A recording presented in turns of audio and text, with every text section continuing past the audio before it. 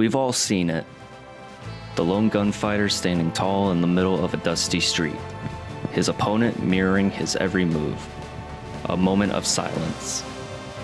Then, in the blink of an eye, one man falls, the other holsters his weapon and walks away. It's dramatic, it's cinematic, and it's completely wrong. Hollywood made us believe the Wild West was a world of fast draws, honorable duels, and split-second shootouts.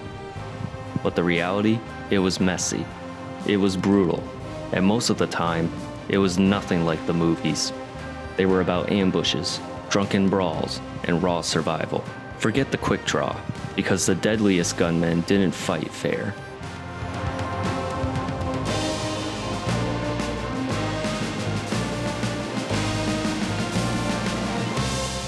If you ask most people about the OK Corral, they picture a classic Western duel.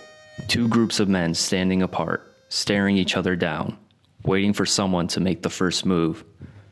But that's the Hollywood version. The truth, it was fast, brutal, and happened nothing like the movies. How did you come to stage it the way you did? Had you heard Earp himself tell the story? Yeah, as I've told you, as we've reminisced about this many times, when Wyatt Earp retired as a lawman, Henry, as you know, he went to some little town north of Pasadena. Now, his wife was a very devout religious woman, and a couple of times a year she'd go to these religious conventions in Utah and eastern Arizona, and Wyatt would get on a streetcar and go up to Universal City and join us. We became quite friendly, and I didn't know anything about the OK Corral at the time, but Harry Carey knew about it, and he asked Wyatt, and Wyatt described the fight fully, exactly the way that you did it. As a matter of fact, he drew it out on paper, a sketch of the entire thing, and Wyatt said I was not a good shot. I did close to a man. And that's exactly what you did. John Ford may have spoken to Wyatt Earp, but that didn't stop him from taking creative liberties when he made My Darling Clementine. In Ford's version, the fight is a long, drawn-out shootout in the middle of town, with plenty of dramatic pauses and heroic stances. But in reality, it was fast, messy, and confined to a narrow alley. Hollywood needed drama, so Ford turned the OK Corral into a classic Western showdown. In truth, the Earps weren't lone heroes. They were lawmen caught in an escalating feud. The shootout wasn't a carefully choreographed battle. It was over in 30 seconds. Ford's version is one of the most visually stunning, but it's pure fiction. And another historical inaccuracy that John Ford included in My Darling Clementine is that Doc Holliday dies at the OK Corral. But that's not what happened. Not only did Holliday walk away from the OK Corral, but he was also an active part of the Earp Vendetta ride. There have been many films and shows that have covered the gunfight at OK Corral, but the two most accurate depictions are Tombstone and Wyatt Earp, both which came out within a year of each other. But it's been agreed on that Tombstone is the best depiction. What about the fast draw? Is that an invention of novelists and filmmakers, or did they really pride themselves on that? It was very important, because if two men got in a gun battle, it was important who got off the first shot. But I have talked to at least 30 of the old gunfighters and outlaws, and they all said the same thing. The first one who told me was Bill Tillman, who taught me how to use a pistol. He said the fast draw is important, but the most important thing is making the first shot count. You may never get another one.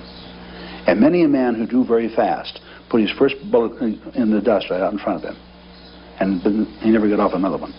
What about the high noon confrontation? Two men standing in the main street of town drawing against each other. True or false? It happened occasionally, but only occasionally. Usually it was a point-blank thing right at the moment. The fast draw is one of the biggest myths in Western movies. In reality, drawing a gun quickly was far less important than being the first to fire, or better yet, never giving your opponent the chance. Take Wild Bill Hickok, one of the West's most famous gunfighters. He wasn't known for a fast draw. He was known for staying calm and shooting first. Hickok understood that gunfights weren't about showmanship. They were about survival.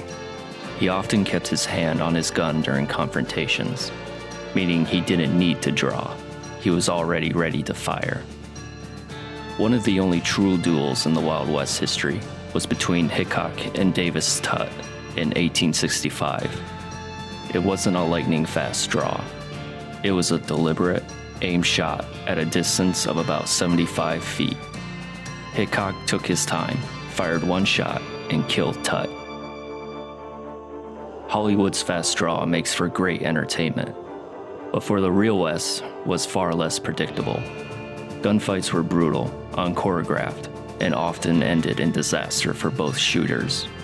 The true skill wasn't drawn fast, it was knowing when to pull the trigger. Real gunfights were usually fast, unexpected, and brutal. Ambushes were common. Many men were shot in the back or gunned down before they even knew what was happening. And that's exactly what happened to Wild Bill Hickok. The truth is, the West wasn't ruled by the fastest gun. It was ruled by the man who was willing to fire first, or the man who never let his enemy draw at all. The Hollywood version of the Wild West is thrilling, but it's a fantasy. The real West was a place of danger, deception, and quick, brutal violence. And in the end, those who survived weren't the fastest, just the smartest and the most ruthless.